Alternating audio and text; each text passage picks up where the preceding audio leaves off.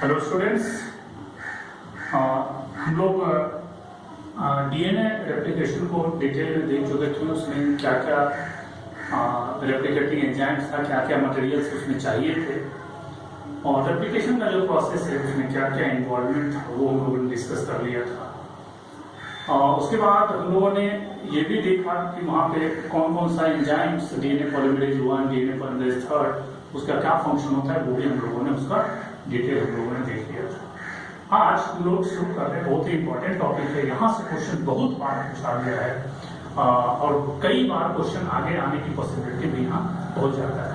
और आज जो हम टॉपिक शुरू करेंगे that is called transcription. Transcription का जो अगर एग्जैक्ट डिफिनीशन दिया जाए तो सिंपल एक सेंटेंस में अगर बहुत सबसे परफेक्ट अगर हम डिफिनीशन दे सकते हैं that is DNA dependent RNA synthesis. Direct line question पूछा गया है कि जो जनरल वे में ट्रांसक्रिप्शन होता है, जनरल में हम लोग रेट्रोवायरसेस की बात नहीं कर रहे, वहां पे एक्सेप्शन होता है कि रिवर्स ट्रांसक्रिप्टेज की बात हम करते हैं, आरएनए से डीएनए बनता है। लेकिन यहाँ पे जो डीएनए से आरएनए बने, यानी ये आरएनए बनने का जो प्रोसेस है या जो मेथड्स है, this is depend on the RNA, this is depend on DNA. यानी इस डीएनए से ये आरएनए बन रहा है, इसीलिए बोलते हैं डीएनए डिपेंडेंट आरएनए सिंथेसिस। यानी इस डीएनए से आरएनए बन रहा है, इसलिए इसको बोलते हैं DNA dependent RNA synthesis.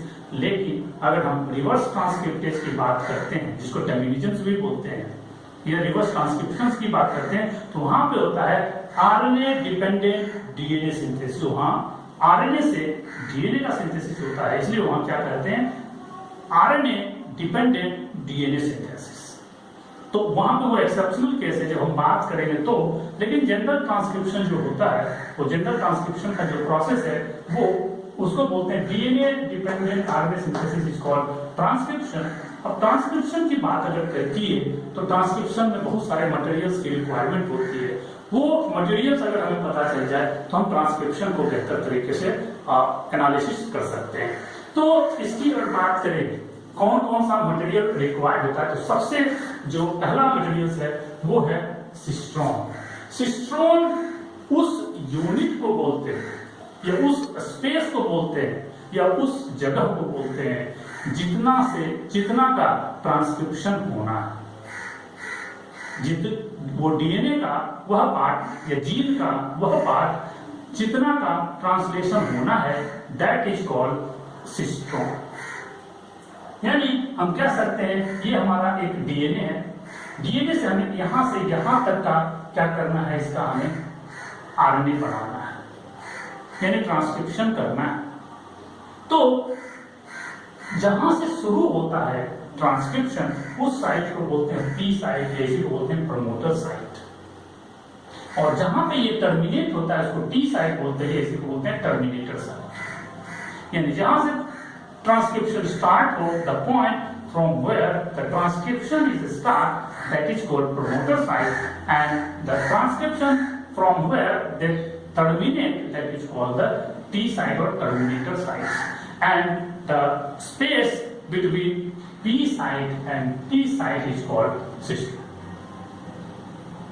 Clear? तो हम दूसरे भाषा में ये कह सकते हैं, दूसरे लैंग्वेज में, कि it is यानी cistron is the functional unit of DNA या gene responsible for the synthesis of RNA. Clear? और उससे भी आसान भाषा हम कहेंगे the area of DNA, यानी ये P site और T site, the area of DNA located between P site and T site is called cistron. Cistron को समझ के सिस्ट्रॉन की बात अगर करें तो अगर हम चूंकि सिस्ट्रॉन में ये दोनों डीएनए का फ्रेगमेंट आता है, लेकिन एक समय में एट ए टाइम किसी इस डीएनए स्ट्रैंड पे किसी एक ही स्ट्रैंड पे क्या होगा, आरएनए का सिंथेसिस होगा। यानी ट्रांसक्रिप्शन में ये दोनों स्ट्रैंड इन्वॉल्व नहीं होता है, उसमें सिर्फ और सिर्फ एक ही स्ट्रैंड एक बार में इन्वॉल्व होगा।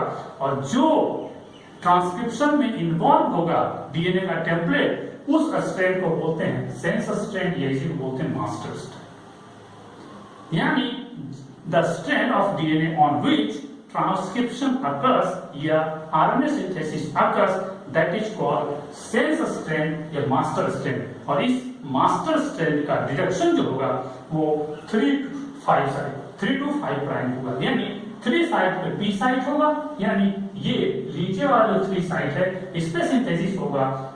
ये 3 साइड को पी साइड बोलेंगे और पी पे 5 प्राइम जो होगा वो 3 साइड होगा।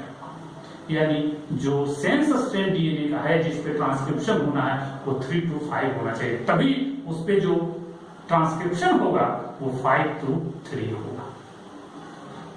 क्लियर? यानी जिस पे transcription, the strand of DNA, double-stranded DNA on which transcription starts, that strand is called sense strand or master strand, and the other strand of that DNA, जिसपे transcription नहीं होना है, जिसपे ट्रांसक्रिप्शन नहीं होना है, 2 स्ट्रैंड डीएनए का है, तो the other strand of DNA on which transcription cannot such a strand of DNA is called nonsense। यहाँ सेंस था, नॉनसेंस, एंटीसेंस, तीसरा कोडिंग। ये बहुत इंपॉर्टेंट है, इस पॉइंट को एकदम दिमाग में रखना है। कंफ्यूजन हो जाता है कि कोडिंग स्ट्रैंड इसको बोलेंगे इसको बोलेंगे, तो कोडिंग स्ट्रैंड जो होता है वो नॉनसेंस स्ट्रैंड होता है डीएनए का, और उसको कोडिंग स्ट्रैंड इसलिए बोला जाता है कि जो एमआरएनए बनता है या जो भी आरएनए बनेगा वो इसी एंटीसेंस स्ट्रैंड के जैसा होता है, यानी जो कोडिंग हो रहा है आरएनए का वो इसी डीएनए स्ट्रैंड के जैसा होगा जिसपे ट्रांसक्रिप्शन नहीं हो रहा है। एक्सेप्ट चूंकि आरएनए है तो वहां पे यूरेसिल होगा, बाकी एडेनिन, ग्वानिन, साइटोसिन तीनों सेम होगा, यानी सीक्वेंस सेम होगा जैसा कि इस पे होगा, इस एंटीसेंस स्ट्रैंड पे होता है। इसीलिए एंटीसेंस स्ट्रैंड को भी क्या बोलते हैं? Coding strand. क्लियर हुआ? कोडिंग स्ट्रैंड क्यों बोलते हैं? यहां से क्वेश्चन काफी पूछा जाता है, काफी बार पूछा गया है। तो इस मास्टर स्ट्रैंड, सेंस स्ट्रैंड, और जिसपे ट्रांसक्रिप्शन नहीं होता है उसको क्या बोलते हैं? Coding strand, antisense, nonsense strand. Clear? तो इसका कंक्लूजन ये हुआ अगर एक ट्रांसक्रिप्शन होगा तो after one transcription only one strand of the double stranded DNA, यानी दोनों स्ट्रैंड जो डीएनए का है उसमें एक ही strand can give rise a meaningful, यानी जो आरएनए बनाएगा वो एक ही स्ट्रैंड देगा जिसका हमें जरूरत पड़ेगा, जिस आरएनए का बाद में ट्रांसलेशन होना है, प्रोटीन सिंथेसिस करना है। क्लियर? यानी ट्रांसक्रिप्शन अगर हुआ तो सिर्फ डीएनए का एक ही स्ट्रैंड होगा जिस पे ट्रांसक्रिप्शन होना है, और उस स्ट्रैंड को बोलते हैं सेंस स्ट्रैंड या मास्टर स्ट्रैंड। क्लियर? अब बात करते हैं, ये हो गया सिस्टोन हम लोग डिस्कस कर लिए। अब बात करते हैं दूसरा पार्ट है एंजाइम्स प्रोकैरियोट्स में भी होंगे, यूकैरियोट्स में होंगे। तो हम लोग पहले प्रोकैरियोट्स का डिस्कस करके देख लेते हैं, फिर यूकैरियोट्स में बात करेंगे कि जो एंजाइम्स इन्वॉल्व होता है ट्रांसक्रिप्शन में, या यूं कर सकते हैं आरएनए सिंथेसिस के लिए। तो आरएनए सिंथेसिस के लिए कौन सा एंजाइम प्रोकैरियोट में इन्वॉल्व होता है और कौन सा एंजाइम यूकैरियोट्स में इन्वॉल्व होता है? तो हम लोग प्रोकैरियोट्स का एग्जांपल इसका बैक्टीरिया, प्रोकैरियोट का सबसे famous example bacteria E coli हम लोग जनरली लेते हैं। इस प्रोकैरियोट्स की अगर बात करें तो प्रोकैरियोट्स में एक ही यानी सिंगल एंजाइम जिसको आरएनए पॉलीमरेज बोलते हैं, वो सिंगल आरएनए पॉलीमरेज सारे जितने भी टाइप के आरएनए हैं वो सारे आरएनए का सिंथेसिस एक ही डीएनए आरएनए पॉलीमरेज करेगा। ये आरएनए पॉलीमरेज जो क्या होता है, all types of RNA synthesised by single DNA dependent RNA polymerase. एक ही आरएनए पॉलीमरेज होगा जो डीएनए से हमेशा आरएनए बनाएगा, और जो आरएनए बनाएगा आरएनए पॉलीमरेज एंजाइम्स, वो एंजाइम्स का नाम है होलो एंजाइम्स। होलो मतलब कंप्लीट, ठीक है। तो होलो एंजाइम्स की बात अगर करें, ये होलो एंजाइम्स प्रोकैरियोट में बनता है और ये क्या करता है, आरएनए का सिंथेसिस करता है। इसी होलो एंजाइम का नाम दिया गया आरएनए पॉलीमरेज। ये होलो एंजाइम क्या होता है, फंक्शनल होता है। होलो एंजाइम में टोटल जो यूनिट्स होते हैं वो 5 सब यूनिट्स होते हैं, और 5 सब यूनिट्स मिलकर एक holo enzyme complete holo enzyme बनाता है। तो अगर हम इसके पार्ट की बात करें, इसका मॉलिक्यूलर वेट होलो एंजाइम्स का अप्रोक्सीमेटली 4.5 × 10⁵ डाल्टन होता है। और इसको अगर होलो एंजाइम को हम पार्ट वाइज करके देखें, इसमें 2 पार्ट, जो मेन पार्ट होता है, जो मेन पॉलीमराइजेशन करता है, जो आरएनए का मेन सिंथेसिस करता है, ये यूं कर सकते हैं, जो मेन ट्रांसक्रिप्शन के लिए रिस्पांसिबल होता है, that is called the core enzymes. और कोर एंजाइम्स में 4 यूनिट्स होते हैं, 4 सब यूनिट। 4 यूनिट का ये बना होता है। Alpha, alpha dash, beta, beta dash, कहीं पे चेंज रहता है, कहीं पे ओमेगा दिया हुआ रहता है, लेकिन ये बेस्ट तरीका है समझने के लिए। ठीक है, 2 यूनिट अल्फा का होता है, 2 यूनिट बीटा का। इसको बोलते हैं कोर एंजाइम्स, जो ट्रांसक्रिप्शन कराता है, जो आरएनए का सिंथेसिस कराता है। और दूसरा पार्ट होता है सिग्मा फैक्टर। ये सिग्मा फैक्टर इसी को क्या बोलते हैं? Initiation factor. ठीक है, तो इनिशिएशन फैक्टर की अगर हम बात करें, ये सिग्मा फैक्टर, अब सिग्मा फैक्टर और ये कोर एंजाइम दोनों मिलते हैं और दोनों मिलकर क्या बनाते हैं?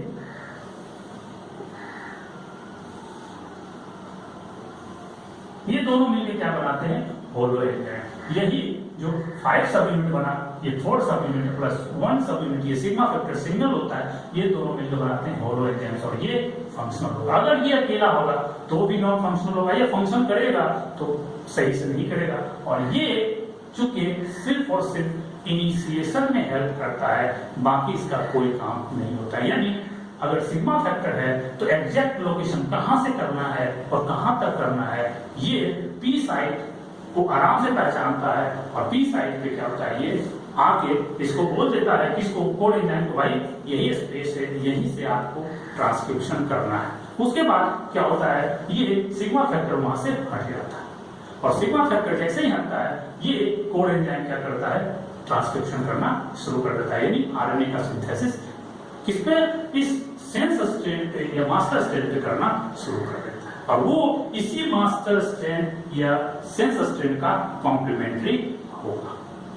क्लियर? तो अब बात करें, core enzyme is main enzyme for transcription, यही मेन एंजाइम होता है। सिग्मा फैक्टर की अगर बात करें, ये इनिशिएशन के लिए हेल्प करता है। कहां? From correct side. P side को पहचानता कौन है? सिग्मा फैक्टर पहचानता है। और जैसे ही, और सिग्मा फैक्टर तो साइड पहचानता है, दूसरा ये सिग्मा फैक्टर ये बताता है कि किस स्ट्रैंड पे आपको ट्रांसक्रिप्शन करना है।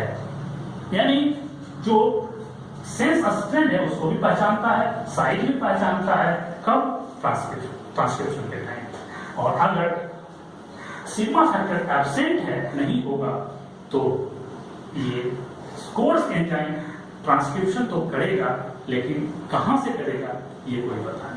जैसे मन करेगा वैसे करेगा, जिसकी वजह से जो आरएनए बनना चाहिए वो करेक्ट आरएनए नहीं बन पाता है। और ये रैंडम मैनर में क्या करता है? वर्क करना शुरू कर देता है। इसीलिए सिग्मा फैक्टर का बहुत इंपॉर्टेंस है इनिशिएशन के लिए। ट्रांसक्रिप्शन में इनिशिएशन नहीं अगर प्रॉपरली हुआ कि कहां से करना है शुरू, तो सही से आरएनए नहीं बनेगा। अब बात करते हैं, अब ये ट्रांसक्रिप्शन मूव करता हुआ आया और टर्मिनेशन होना है। तो टर्मिनेशन में बैक्टीरिया के केस में अगर देखें, यानी प्रोकैरियोट्स में, तो यहाँ पे एक फैक्टर होता है जिसको बोलते हैं रो फैक्टर, RH-O। रो इसका सिंबल ये होता है, रो फैक्टर। तो बैक्टीरिया जनरली प्रोकैरियोट्स में रो डिपेंडेंट होता है और यूकैरियोट में रो इंडिपेंडेंट होता है। तो ये रो डिपेंडेंट में क्या होगा? ये रो फैक्टर यहाँ पे प्रेजेंट होता है, वो इस कोर एंजाइम को बोलता है भाई कंप्लीट हो गया, तो हट जाए यहाँ से। इसीलिए इसको क्या बोलते हैं? इस रो को क्या बोलते हैं? टर्मिनेटर फैक्टर भी इसको बोलते हैं, क्योंकि यह कोर एंजाइम को बताता है कि अब आपका काम खत्म हो गया, अब यहाँ के बाद ट्रांसक्रिप्शन नहीं करना है, इतना ही आरएनए बनाना है। तो प्रोकैरियोट के केस में ये रो फैक्टर इस्तेमाल होता है। और ये रो फैक्टर क्या करता है? ये जो कोर एंजाइम का मूवमेंट है उसको ब्लॉक कर देता है, रोक देता है, और क्या होता है? ट्रांसक्रिप्शन टर्मिनेट होता है। इसीलिए रो को टर्मिनेटर फैक्टर बोलते हैं। लेकिन यूकैरियोट के केस में रो फैक्टर का कोई इस्तेमाल नहीं होता है, वहां पे दूसरा फंक्शन होता है। तो फाइनली हम लोग क्या कर सकते हैं? In bacteria transcription and translation takes place in cytoplasm, क्योंकि प्रोकैरियोट्स में न्यूक्लियस एब्सेंट होता है, तो कहां होगा? सारा काम जो होगा ट्रांसक्रिप्शन एंड ट्रांसलेशन, दोनों काम जो ट्रांसलेशन में प्रोटीन का सिंथेसिस होता है, किससे? आरएनए से। यानी सिंथेसिस और ट्रांसक्रिप्शन दोनों जो होगा साइटोप्लाज्म में होगा। और ये दोनों ट्रांसक्रिप्शन और ट्रांसलेशन दोनों लगातार होगा। यानी एक तरफ से ट्रांसक्रिप्शन होता गया और दूसरी तरफ से ट्रांसलेशन भी होता गया। यानी आरएनए बनता गया और उसका आरएनए का प्रोटीन सिंथेसाइज होता गया। ऐसा इसलिए होता है प्रोकैरियोट में, क्योंकि प्रोकैरियोट में जो आरएनए बनते हैं उसकी प्रोसेसिंग की जरूरत नहीं होती है। इसलिए नहीं होती है क्योंकि प्रोकैरियोट्स में इंट्रॉन्स एब्सेंट होते हैं, यानी जो प्रोसेस करके हटाना है वो नहीं होता है और डायरेक्ट फंक्शनल आरएनए ही बनता है। इसीलिए उस आरएनए का डायरेक्ट क्या होता है, ट्रांसलेशन कंप्लीट। क्लियर? तो ये बहुत इंपॉर्टेंट है। Transcription and translation can be coupled because no processing of RNA in prokaryotes. RNA का प्रोसेसिंग नहीं होता है। जब यूकैरियोट में आरएनए बनता है तो आरएनए ना बनके पहले एचएनआरएनए बनता है, फिर उसका जो रॉन्ग बेसिस है इंट्रॉन्स जिसको बोलते हैं उसको रिमूव कराया जाता है और फंक्शनल पार्ट को बाद में ऐड करवाया जाता है, तब वो फंक्शनल आरएनए बनता है। तो ये दोनों पार्ट सिस्टोन एंड एंजाइम्स बहुत इंपॉर्टेंट है। इसके बाद और भी कुछ फैक्टर्स है, उसको हम लोग देखते हैं। लोगों ने देखा कि जो प्रोकैरियोट्स में है, प्रोकैरियोट्स में जो ट्रांसक्रिप्शन हो रहा है वो ट्रांसक्रिप्शन के लिए एक ही आरएनए पॉलीमरेज एंजाइम्स की जरूरत पड़ती है। वो एक ही आरएनए पॉलीमरेज सारे टाइप क्या होता है, वो आरएनए जो बनते हैं सारे आरएनए के ट्रांसक्रिप्शन के लिए सिंगल एंजाइम रिस्पॉन्सिबल होता है। लेकिन यूकैरियोट के केस में अगर बात करें तो वहां पे क्या था कि साइटोप्लाज्म में हो रहा था, एक ही आरएनए पॉलीमरेज सारे पॉलीमरेज आरएनए को बना रहा था। लेकिन यूकैरियोट के केस में इसका मेन ट्रांसक्रिप्शन जो होगा वो न्यूक्लियस में होगा या ऑर्गेनेली होगा। ऑर्गेनेली जैसे अगर प्लांट है तो वहां पर माइटोकॉन्ड्रिया और क्लोरोप्लास्ट दोनों में होगा, लेकिन ह्यूमन के केस में अगर देखें या एनिमल के केस में तो वहां पे ऑर्गेनेली जो है जहां पे ट्रांसक्रिप्शन होता है वहां उसको माइटोकॉन्ड्रिया बोलते हैं। माइटोकॉन्ड्रिया में ट्रांसक्रिप्शन होता है ऑर्गेनेली, लेकिन मेनली जो ट्रांसक्रिप्शन होता है वो न्यूक्लियस में होता है, क्योंकि जो ऑर्गेनेली होता है वो ऑर्गेनेली ही अपने लिए प्रोटीन बनाता है, वो अपने लिए इस्तेमाल करता है। लेकिन जो न्यूक्लियस में बनता है यही न्यूक्लियस वाला जो ट्रांसक्रिप्शन है आगे जाकर ट्रांसलेशन के लिए रिस्पॉन्सिबल होता है। तो यूकैरियोट में न्यूक्लियस में बनेगा और ये सिग्मा और रो फैक्टर से इंडिपेंडेंट होता है। यूकैरियोट में सिग्मा फैक्टर या रो फैक्टर की कोई जरूरत नहीं पड़ती, ना इनिशिएशन के लिए कुछ चाहिए ना ही कोई टर्मिनेशन के लिए कोई फैक्टर उसको चाहिए।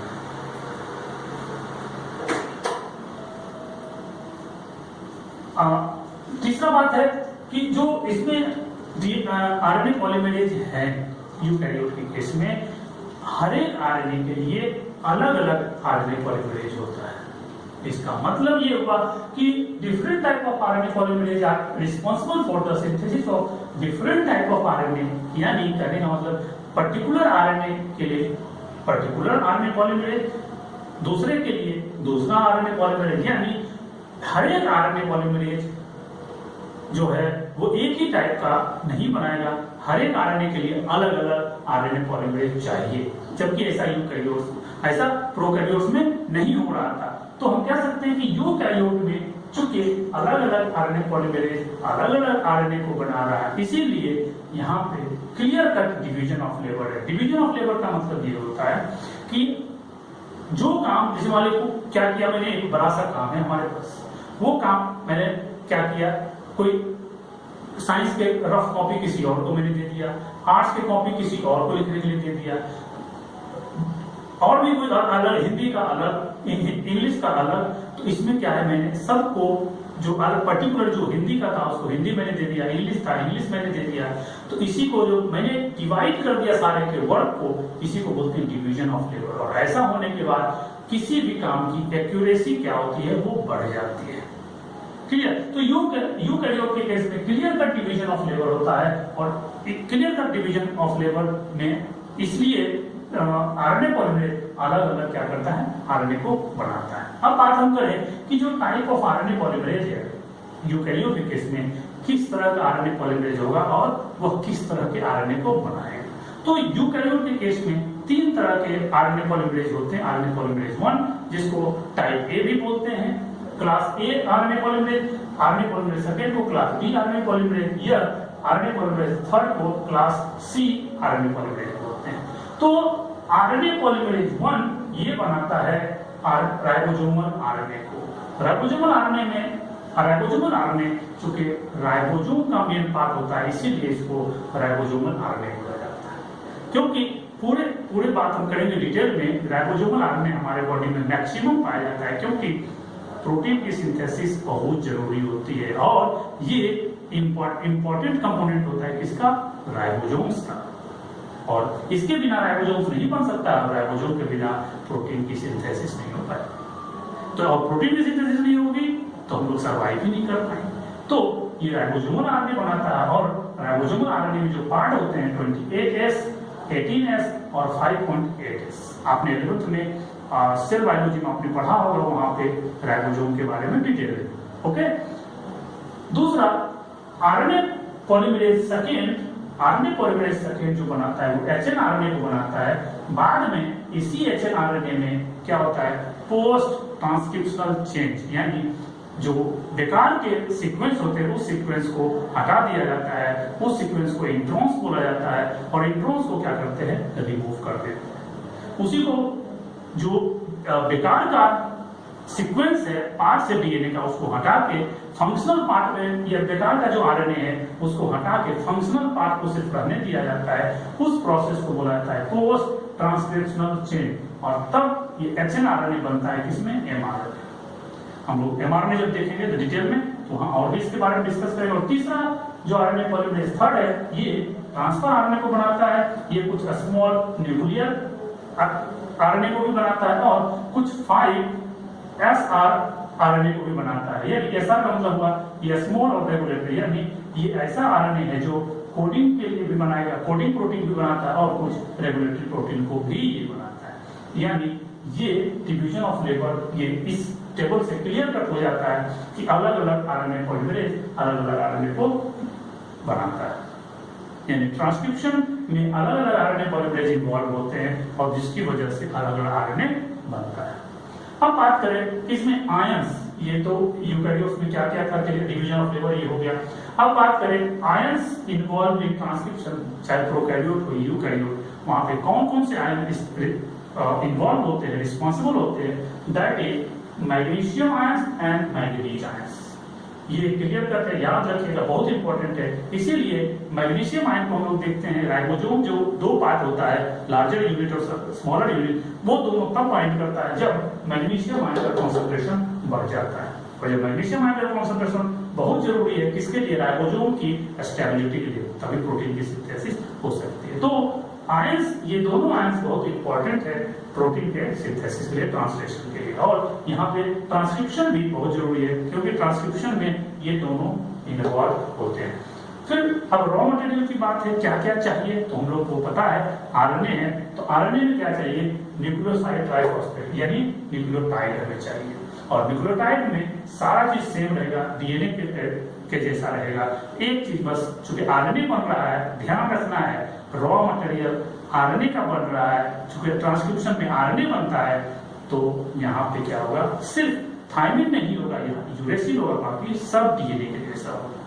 क्योंकि ये आरएनए है तो यहाँ यूरेसिल होगा। तो रॉ मटेरियल में ये सारे एटीपी, जीटीपी, सीटीपी और ये है यूटीपी, ठीक है, यूराइल ट्राइफॉस्फेट, ये चाहिए। और इसी के यही है क्या, रॉ मटेरियल, और यही आपस में जब जुड़ता है तो आरएनए बनता चला जाता है। ठीक, तीसरा अब बात करें ये रॉ मटेरियल कैसे प्रोड्यूस होता है, एक क्वेश्चन है।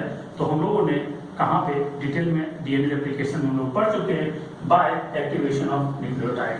न्यूक्लियोटाइड का एक्टिवेशन, यानी एक्टिवेशन मतलब क्या होता है, फॉस्फेट ग्रुप ऐड होता जाता है, और वही जो ये न्यूक्लियोटाइड ट्राइफॉस्फेट होता है, दोनों तरह से काम करता है। एक तो ये एनर्जी भी प्रोवाइड कराता है, कैसे, जब ये बॉन्ड ब्रेक होता है, और दूसरा यही बेस क्या होता है, वहां पे आरएनए में जुड़ जाता है, और क्या होता है, आरएनए बनता चला जाता है। वहां पे डीएनए के बारे में देखे थे, यहाँ आरएनए के बारे में बात कर रहे हैं। तो सेम बाय सेम प्रोसेस है, और अगर इसका डिटेल हम लोग रेप्लिकेशन में, डीएनए रेप्लिकेशन में डिस्कस कर चुके हैं। एनर्जी की बात अगर करें, एनर्जी जो प्रोड्यूस होता है वो एनर्जी उसी न्यूक्लियोसाइड ट्राइफॉस्फेट जो है सबस्ट्रेट वहां से आता है, और यही न्यूक्लियोसाइड जो ट्राइफॉस्फेट है, ये साइड का जो दो फॉस्फेट है ब्रेक होता है, जो एनर्जी रिलीज होता है, वही एनर्जी क्या होता है, वहां पे बॉन्ड फॉर्मेशन में जो जरूरी है, उस बॉन्ड कोवलेंट बॉन्ड बनाने में जो जरूरी है, वो कोवलेंट बॉन्ड में ये एनर्जी इन्वॉल्व हो जाता है। ठीक है, तो ये हमारा जो है सारा मटेरियल रिक्वायर्ड है, या रिक्वायरमेंट चाहिए ये सारे मटेरियल का ट्रांसक्रिप्शन करने के लिए। क्लियर। अब हम बात करते हैं कि ट्रांसक्रिप्शन का जो प्रोकैरियोट में क्या क्या स्टेप्स इन्वॉल्व होता है वो उसकी बात हम लोग करें। तो जनरली 4 स्टेप्स इसमें इन्वॉल्व होता है ट्रांसक्रिप्शन के लिए। जो प्रोकैरियोट में ट्रांसक्रिप्शन होना है उसमें 4 स्टेप्स इन्वॉल्व होते हैं। पहला स्टेप है इनिशिएशन। इनिशिएशन मतलब स्टार्टिंग। प्रोकैरियोट की हम बात करें, अभी यूकैरियोट की बात नहीं करें। तो प्रोकैरियोट में हम लोगों ने डिस्कस किया था कि जो कोर एंजाइम्स होते हैं यानी होलो एंजाइम, वो होलो एंजाइम्स कोर एंजाइम प्लस क्या होता है सिग्मा फैक्टर। सिग्मा फैक्टर वो आएगा कहां पे, वो पी साइट पे वो बाइंड करेगा।